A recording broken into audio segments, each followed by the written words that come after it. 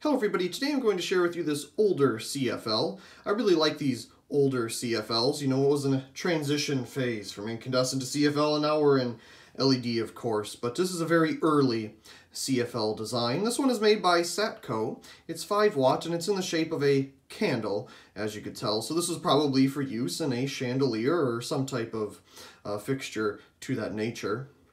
It is quite funny to look at just because of how they brought down the base here just to make it a candelabra base. Same base as a nightlight bulb.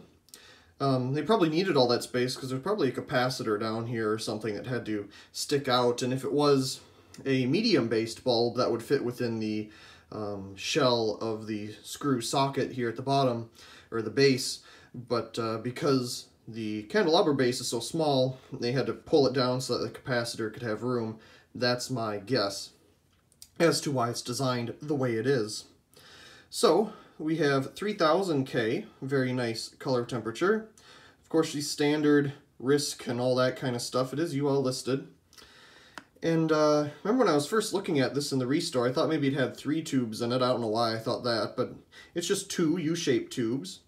But you can do this because the grip at the bottom there isn't that good and the glue didn't hold on very well.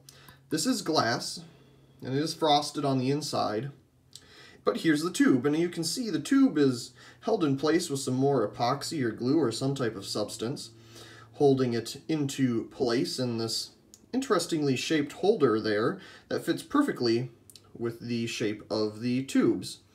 So it's quite sturdy. And I think this is a great way to actually do this rather than molding it to the bulb itself, or I mean molding it directly at its base to here, because you're getting more light out of these tubes than normal CFLs where it was, you know, kind of inset a little bit so you don't see any of this extra stuff. Now here, it doesn't matter if you see any of it because it has a globe. You can see where the wires go in there at the bottom. You kind of see the electrodes inside, and of course here at these ends there isn't any phosphor, not really needed. Looks like 77, not sure what that means, but it's on the tube. So very cool. Let's go ahead and put the globe back on. It kind of stays in place enough to not fall off. However, I wouldn't necessarily trust it to always stay on if you're going to operate it in a base up position. I'll turn off all these lights here. Now let's go ahead and turn it on. And there we go. It's a very nice color temperature, the 3000K. It's not as warm white as, well, 2700K, but there's not much of a difference there, really.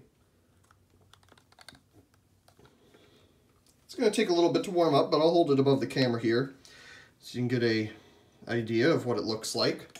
Of course, we'll take the globe off so you can see the tubes inside. There we go. It doesn't look to have much of any use on it at all. It's not really too blackened down here from years of use anyway, at least when it's turned off you don't notice it. And it gets fairly bright fairly quickly, so it must be a higher mercury content bulb before that became a restriction and such. So let's get it to focus on the tube again. There you go. You can kind of see in there. Not really. That sticker's there for whatever reason. I'll hold it above the camera again. Put my hand down here. Now let me put the globe on. Let's see, here we go. Probably decrease lumens ever so slightly, but not really. Pull it off. Yeah, there's not much of a difference. So there it is. Like I said, I really do like these early examples of CFLs. Something you just don't see anymore. Anyway, I really do hope you enjoyed this video of this interesting and uniquely shaped Satco Flame CFL bulb. Also, please comment, rate, share, and subscribe, and thank you very much for watching.